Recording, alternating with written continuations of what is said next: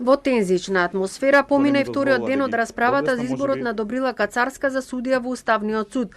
Опозицијската ВМРО ДПМН ја обвини власта дека предлогот е партиско-политички и ја награда за Кацарска за пресудите кои ги донела против членовите на партијата.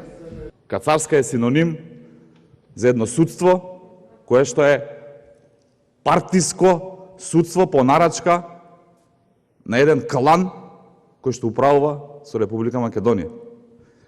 Вие нудите озаконување во овој законодавен дом да еден хибриден режим на Заев и фамилијата прерасне во тоталитарен режим.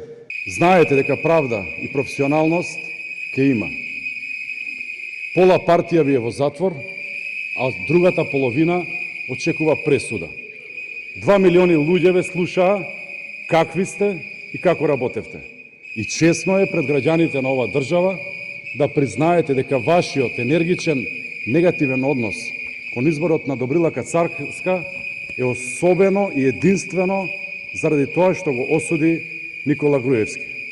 На секоја дискусија пратениците од ВМРО ДПМН ставаа транспаренти на говорница, со свирежи беа проследени репликите на политичките противници.